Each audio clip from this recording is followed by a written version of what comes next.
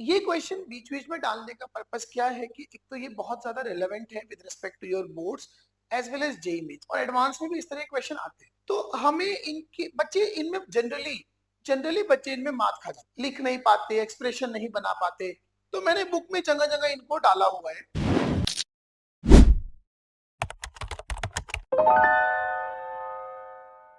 Hello everyone, welcome you all to the toppers question bank solution series, जिसमें हम क्या कर रहे हैं, हम हर एक एक्सरसाइज के 5-5 क्वेश्चन के सॉल्यूशन डाल रहे हैं।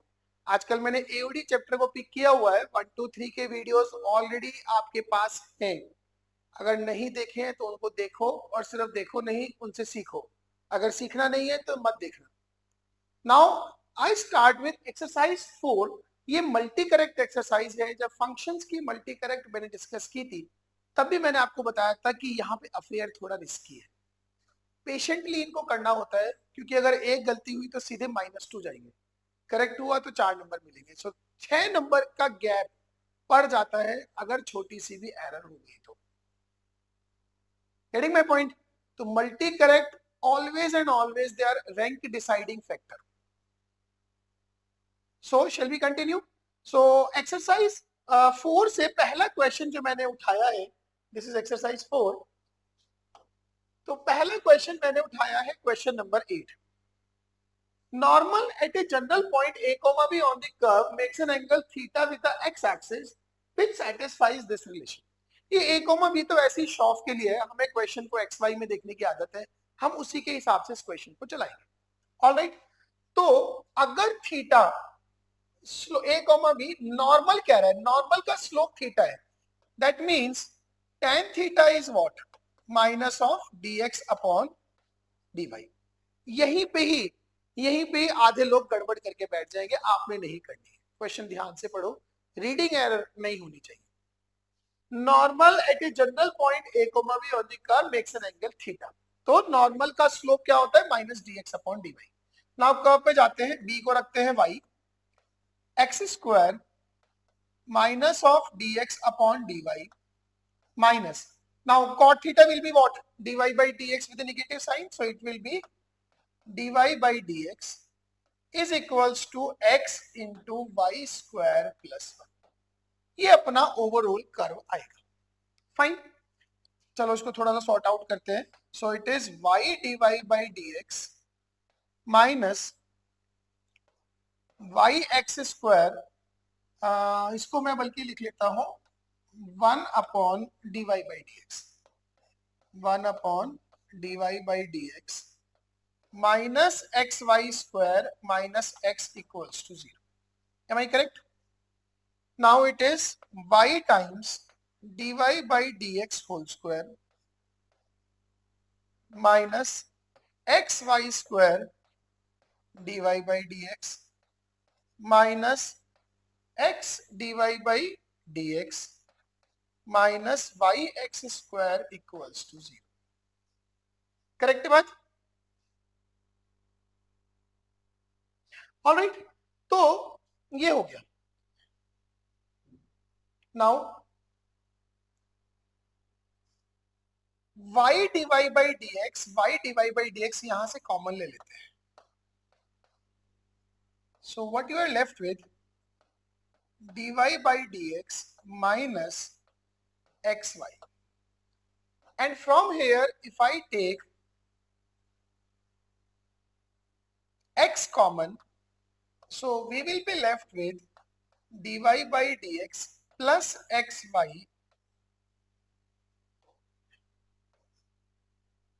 dy by dx plus xy equals to 0। यहाँ पे कुछ गड़बड़ होगी। अगर मैं यहाँ पे एक माइनस साइन कर दूं, मैं उसको रेड पेन से मार्क कर रहा हूं so that you also get to know. तो अगर मैं यहाँ पे एक माइनस साइन कर दूं this, then it will become positive, then yx square this will become positive, then this will become positive, and then this will become negative। और इस तरह से मैं ना ये कुछ कॉमन ले पाऊंगा, अदरवाइज क्वेश्चन ये सॉल्व नहीं होगा। सो it is y dy by dx minus x into dy by dx minus xy equals to 0। अब इसके दो सॉल्यूशन बनते हैं। एक सॉल्यूशन तो होगा जब dy by dx is equals to x upon y and another solution will be while dy by dx is equals to xy. अब इन दोनों को अलग अलग प्रोसीड करते हैं एंड लेट अस सी कि हम कहां पे कंक्लूड कर पाएंगे. Fine. So it is y dy is equals to x dx. इसको इंटीग्रेट कर देंगे, एक कांस्टेंट ऐड कर देंगे, तो it will be y square minus x square is equals to some constant k. एक तो ये सॉल्यूशन आएगा. अनदर वन इज dy अपॉन y is equals to x dx. इसको कर दिया integrate. So ln y will be x square by 2 plus some constant c. So y क्या बन जाएगा? e to the power x square by 2 into e to the power c, which is some k. So it is k e to the power x square upon 2. तो उसके हिसाब से मेरे पास एक तो कैलकाटा आंसर आना चाहिए k e to the power x square by 2 and another answer should be x square minus y square equals to k. इस क्वेश्चन की जद्दोजहद यहाँ खत्म नहीं होती. आप एक चीज सोचो, अगर मैं इस वाले ऑप्शन पे ध्यान दूं, है ना, I mark it with red pen also. So what is there? It is ky square is e to the power x square. इस k को आप यहां से उठा के यहां भेजो, so y comes out to be what? 1 upon root k into e to the power x square by 2. ये भी तो जो कुछ constant into e to the power x square by 2 form का है, k डैश बोल देते हैं इसको. So this is also equivalent to c solution, so that would also be your answer. ये प्रिकॉशनरी मेजर का ध्यान रखना है. अब आप जब ये क्वेश्चन देख रहे हो, एक तो इसमें करेक्शन है, उसका ध्यान रखना. इसको नेक्स्ट एडिशन में रेक्टिफाई कर देंगे. और दूसरा, इसके सॉल्यूशन के माइनर्स पे ध्यान देना. फाइन, बहुत अच्छा क्वेश्चन है. Now let us come to this question. Exercise 4, this is question number 10. Alright, तो इस क्वेश्चन को चलो शुरू करते हैं. ठीक है. f from r to r fx is a differentiable bijective function. Bijective से आपको ये समझना है कि ये इंक्रीजिंग या डिक्रीजिंग है. Alright, which of the following may be true. अब आप जैसे पहले वाले पे देखो, वो ये कह रहे for every x belongs to r fx minus x into f double dash x less than 0. ऐसे सोचो मैं कि fx minus x less than 0 और f double dash x greater than 0, तो ये प्रोडक्ट लेस देन 0 आ जाएगा. और fx minus x greater than 0 and f double dash x less than 0. Correct है मेरी बात? अब सोचो fx x के नीचे है और कॉनकेव अपवर्ड है. ऐसा हम कैसे कर सकते हैं? ये line y equal to x है. अब एक function fx less than x रहे और कॉनकेव अपवर्ड भी रहे. अगर वो कॉनकेव अपवर्ड रहेगा तो कहीं ना कहीं तो y इक्वल टू x को काटेगा. तो fx हमेशा x के नीचे नहीं हो सकता. इस पे ध्यान दो, fx x से बड़ा हो. अगर fx को x के बड़ा करना है तो कुछ इस तरह का ग्राफ, और कॉनकेव डाउनवर्ड करना है तो ये भी तो कहीं ना कहीं y equal to x line को काटेगा. तो इसमें भी हमेशा fx x से बड़ा नहीं हो सकता. तो ये ऑप्शन तो गया. Am I correct? अब दूसरे पे आते हैं, fx minus x into f double dash x more than 0. अब पॉसिबिलिटी क्या है कि fx माइनस x ये भी more than 0 and f double dash x भी मोर देन 0, या फिर fx minus x less than 0 और f डबल डैश x भी less than 0. Am I correct? अब ये वाली पॉसिबिलिटी को अगर मैं एक्सप्लोर करूं, fx को y equal to x line के ऊपर रखना है और कॉनकेव अपवर्ड भी रखना है, तो ये पॉसिबिलिटी हम इस तरह से सोच सकते हैं, लाइक दिस. हो जाएगा ट्रू. अच्छा, इधर ध्यान दो, fx को y इक्वल टू x के नीचे रखना है लेस देन x और कॉनकेव डाउनवर्ड रखना है. ये भी आप इस तरह सोच सकते हो, जैसे कि log x और e की पावर x के फंक्शंस में होता है. ये e की पावर x, ये log x टाइप का. ऑलराइट, तो इसका मतलब ये वाली पॉसिबिलिटी 100% ट्रू है. आप सी ऑप्शन पे देखो, if fx minus x f double dash x less than 0 then fx equal to f inverse x has no solution. Definitely no. अगर फंक्शन हमेशा y इक्वल टू x के ऊपर या y इक्वल टू एक्स के नीचे रहेगा तो उसका इनवर्स अपोजिट डायरेक्शन होगा y इक्वल टू एक्स के। Getting my point? तो वो कभी नहीं मिलेंगे, तो this is also true. Correct, तो डेफिनेटली हमारा डी ऑप्शन रॉन्ग हो गया। अब देखो इस क्वेश्चन में क्या नॉलेज चाहिए थी हमें, कॉन्केविटी क्या होती है और फंक्शन की थोड़ी सी रफ ड्राइंग की जरूरत थी, और उससे आपका काम चल गया। Fine, now let us start with this question. Find the ratio of the volume of the largest cone that can be inscribed in a given sphere to the volume of the sphere. एक given sphere है, उस sphere के अंदर सबसे बड़ा जो कोन बनाया जा सकता है उसके वॉल्यूम का और स्फीयर के वॉल्यूम का रेशियो निकालना है। Fair enough? ऑलराइट, तो मोस्टली जैसे एनसीईआरटी में वर्ड प्रॉब्लम्स होते हैं, मैंने उस तरह का एक क्वेश्चन डाला है। डेफिनेटली ये तो फैक्ट है कि इसके मल्टी करेक्ट आंसर नहीं होंगे, क्योंकि अगर आप लार्जेस्ट कोन को निकालोगे जो बेस स्फीयर के अंदर इंस्क्राइब्ड है तो सिंगल करेक्ट आंसर ही होगा। ये क्वेश्चन बीच बीच में डालने का पर्पस क्या है कि एक तो ये बहुत ज्यादा रिलेवेंट है with respect to your boards as well as JEE mains, और एडवांस में भी इस तरह के क्वेश्चन आते हैं। तो हमें इनके बच्चे इनमें जनरली बच्चे इनमें मात खा जाते हैं, लिख नहीं पाते, एक्सप्रेशन नहीं बना पाते, तो मैंने बुक में जगह जगह इनको डाला हुआ है। फाइन, तो इसको सीखने की कोशिश करते हैं, बहुत बढ़िया क्वेश्चन है। तो वो ये कह रहा है कि ratio of the volume of largest cone that can be inscribed in A given sphere. तो एक अपने को स्फीयर गिवन है, इस स्फीयर के अंदर आपने एक कोन बनाया, this is something like this.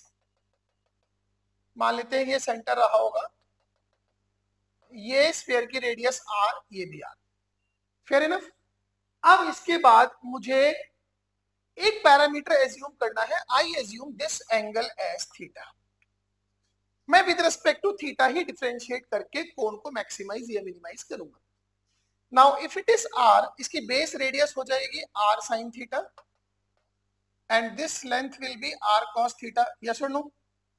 So volume का एक्सप्रेशन जो कोण का लिखा जा सकता है दैट इज 1/3 पाई रेडियस का square that is R square sine square theta into height. Height बन जाएगी r times 1 plus cos theta. देखो ध्यान से, am I correct?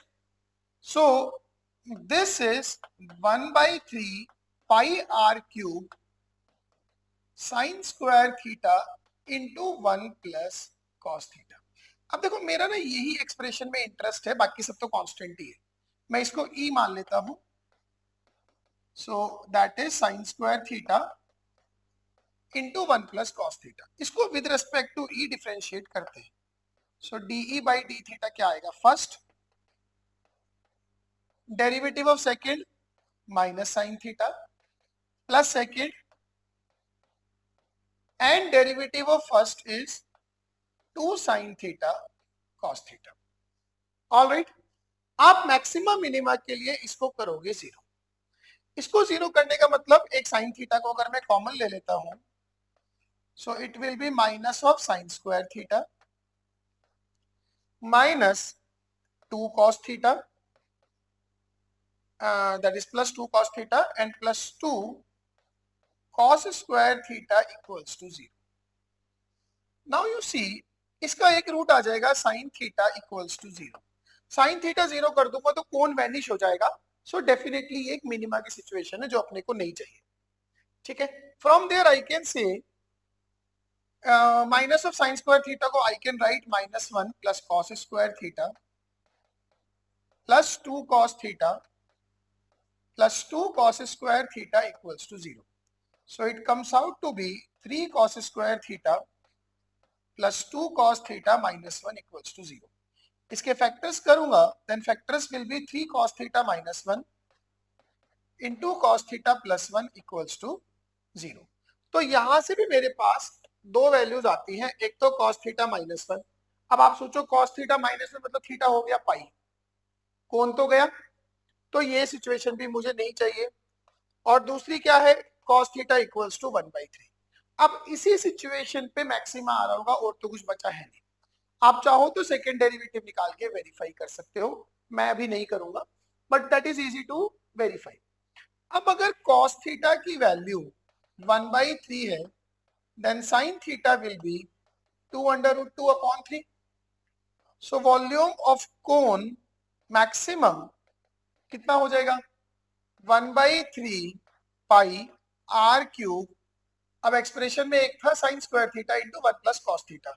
So sine square theta is 8/9, 1 plus cos theta is 4/3. So that is 1/9 3 जा 27 3 जा 81, numerator में 32 pi are cube. Got it? Now they are asking for ratio volume of cone maximum upon volume of sphere. So it is 32/81 pi are cube upon sphere का volume होता है pi by 4/3 pi are cube. So it comes out to be 8/27. That should be your answer. Am I correct? इस तरीके के questions की हमारी अच्छी perfection होनी चाहिए. ये इंपॉर्टेंट है, ये बहुत कुछ सिखाते हैं, ये कॉन्फिडेंस को बूस्ट करते हैं. बोर्ड में, मेंस में, हर जगह आते हैं.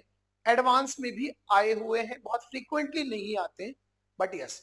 एक बार एक क्वेश्चन आया हुआ है, वो एक प्लेट को फोल्ड करके बॉक्स बनाया, एनसीईआरटी से मोटिवेटेड क्वेश्चन है वो, है ना. एक बार एक और क्वेश्चन आया हुआ है जो एक सिलेंडर का क्वेश्चन है. तो क्वेश्चन आते हैं. And this is 8/27 is your answer. Alright, चलो आगे बढ़ते हैं. अब मैंने इस एक्सरसाइज से जो नेक्स्ट क्वेश्चन उठाया है, दैट इज क्वेश्चन नंबर 22. ये क्वेश्चन ना ऑलमोस्ट एनालिसिस बेस्ड है. इसमें मुझे कोई ग्राफ, कोई डायग्राम बनाने की जरूरत नहीं है. जैसे कि मैं फर्स्ट क्वेश्चन पे ध्यान दूं, जैसे फर्स्ट ऑप्शन है वो कह रहा है कि x 0 to π/4 है. अगर x 0 to π/4 है तो आप एक चीज सोचो, ये जो log sin x है ये निगेटिव होगा. चलो इसको लिखना शुरू करते हैं. tan x की power ln sin x is greater than cot x की पावर ln sin x. ये क्वेश्चन है. पहले तो एक चीज सोचो, अगर x 0 to π/4 होगा तो sin x जो है वो 0 to 1/√2 होगा. 0 to 1/√2 होने का मतलब ये जो इसकी पावर है, this power is going to be negative. Am I correct? और अगर मैं इनके बेस पे ध्यान दूं तो tan x 1 से छोटा होगा और cot x 1 से बड़ा होगा. It is less than 1 and it is going to be more than 1. Fine. अब ये more than 1 है, ये less than 1 है. अब आप अपने आप जज करो, एक less than 1 क्वांटिटी की पावर नेगेटिव और एक more than 1 क्वांटिटी की पावर नेगेटिव, कौन बड़ा होगा? तो ये इस केस में ग्रेटर होगा. फाइन. ठीक है, तो अब इसको जज करना है कौन बड़ा होगा और कौन छोटा होगा. एक एग्जांपल पकड़ लेते हैं. ठीक है, कोई भी आप सिंपल सी वैल्यू पकड़ लो. मान लेते हैं कि जब tan x की वैल्यू 1/2 रही होगी, उस टाइम पे cot x की वैल्यू 2 होगी. ठीक है, तो 1/2 और इधर है 2.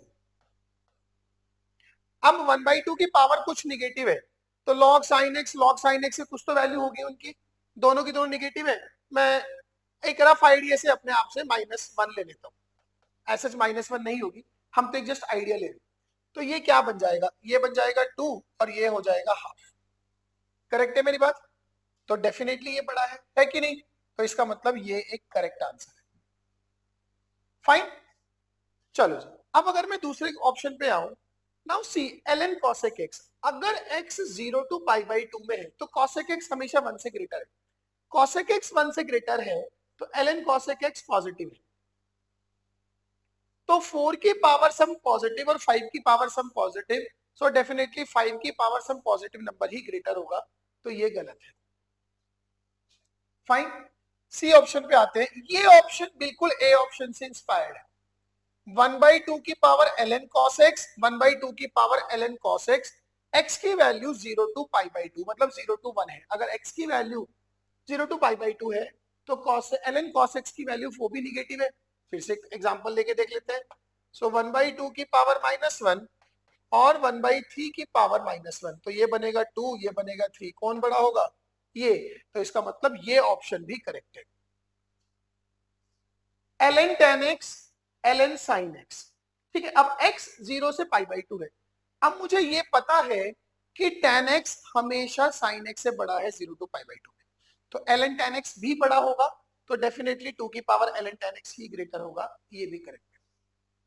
हर क्वेश्चन में ये चीज देखें कि कोई इनइक्वालिटी की बात हो रही है तो डेरिवेटिव में हमेशा नहीं घुसना है, कॉमन सेंस से भी काम चलाया जा सकता है। ये question completely common sense based है। ऑलराइट, हो गया। Now let's go with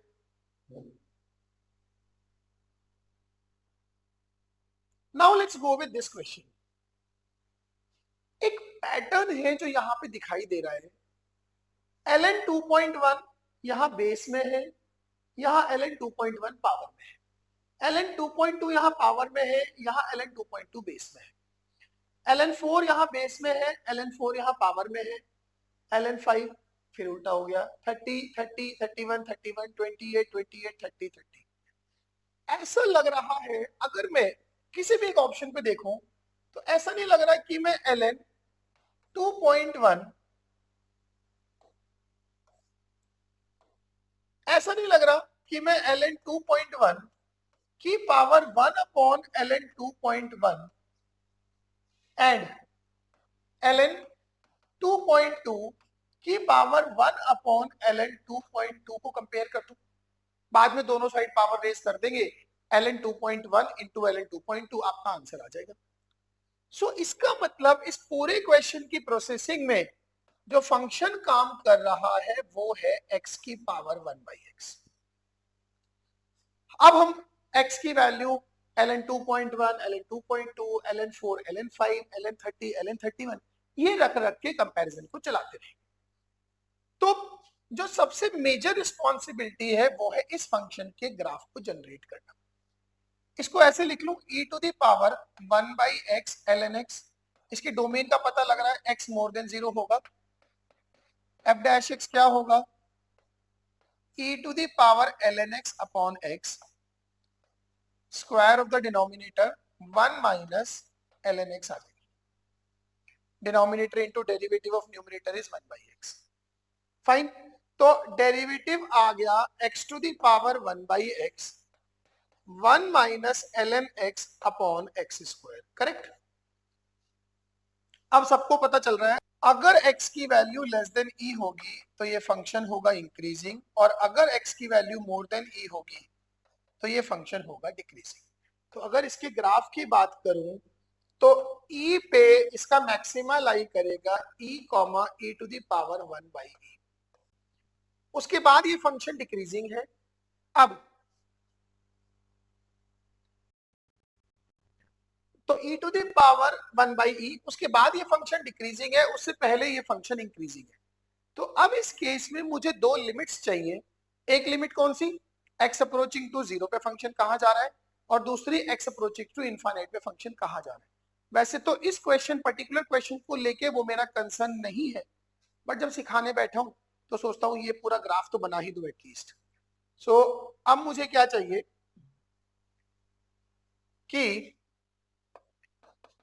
limit x approaches to 0 x to the power 1/x। अगर ध्यान देंगे तो ये 0 की पावर इनफाइनाइट फॉर्म है, got it. Right side limit की बात ही होगी। तो अगर 0 की पावर इनफाइनाइट को सोचूं, it can also be written as limit x approaches to 0 e to the power ln x upon x।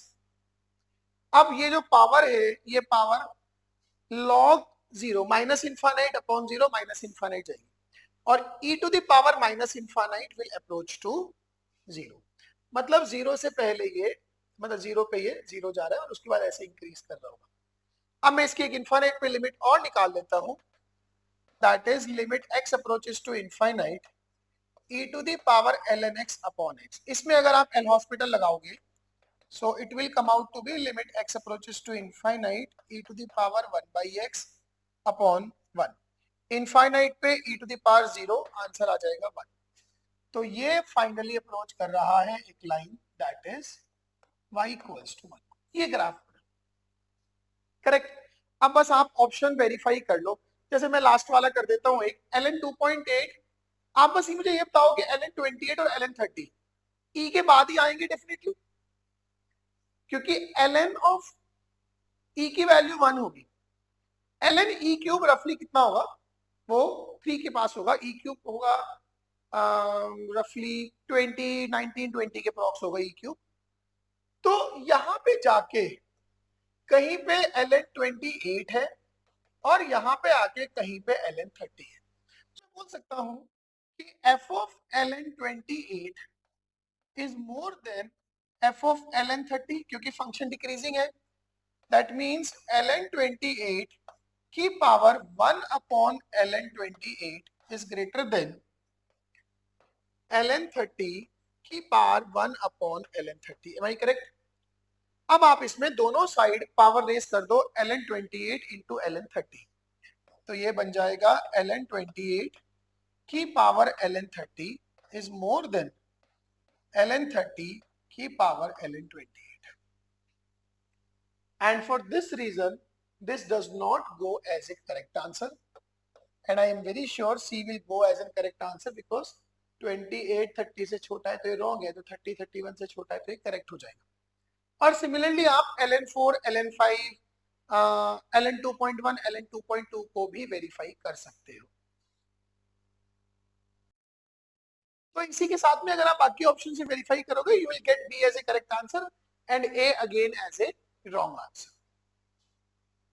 ठीक है, बहुत ही अच्छा क्वेश्चन है। ये तो हमने लॉग पे बनाया, उसमें वो कुछ और भी पूछ सकते हैं, पाई की पावर ई और ई की पावर पाई में कौन ग्रेटर है कौन लेसर है। There is a lot to ask. और इनके तरीके यही होते हैं कि हम x की पावर 1/x को कभी सोच रहे होते हैं, कभी हम x की पावर x को सोच रहे होते हैं। फाइन। तो आज जो मैंने 5 क्वेश्चन डिस्कस किए, पांचों के पांचों सवालों में मसाला है। अब आपकी जिम्मेदारी आप कितने अच्छे से एब्जॉर्ब करते हो और कितने अच्छे से इनको रिपीट कर करके इनको समझते हो। ठीक है, चीजें आसान नहीं है, मुश्किल क्वेश्चन है, तो हमें ट्राई तो 2-3 बार करना होगा। एक बार सॉल्यूशन देखने से पहले, इवन सॉल्यूशन देखने के पहले तो 2-2 बार सोचो, और सॉल्यूशन देखने के बाद भी थोड़ा हिंट लेके आगे करने की कोशिश करो। ये नहीं पूरा सॉल्यूशन याद कर लिया, now I am going to proceed on my own, कोई फायदा नहीं। अरे 2 लाइन देखो, जब आप ये क्वेश्चन देख रहे होंगे, अगर इतना क्वेश्चन देख के इतना हिंट लेने के बाद आप समझ गए कि अब मैं खुद से कर सकता हूं, then you can rule this world. और ये ही एक आइडियल स्टूडेंट की करने के तरीके हैं कि छोटे से हिंट से हम अपने आप से कर लेंगे चीजों। फाइन, अगली वीडियो में इसकी 5th एक्सरसाइज के साथ शुरू करेंगे, that is also multi correct exercise. और चैप्टर बहुत फैसिनेटिंग है, बड़ा मजा आता है इसको सॉल्व करने में, आप भी इंजॉय कर रहे होंगे। Thank you so much for watching this video. कोई और प्रॉब्लम हो किसी क्वेश्चन में, कोई रॉन्ग क्वेश्चन हो, रॉन्ग सोल्यूशन हो, रॉन्ग आंसर हो, hit me up in the comment section, मैं उनको जरूर रेक्टिफाई करा दूंगा, ताकि आपको भी फायदा हो और आगे आने वाले बच्चों को भी फायदा हो और एक अमेजिंग बुक एरर फ्री हो जाए। Alright, thank you so much, see you soon.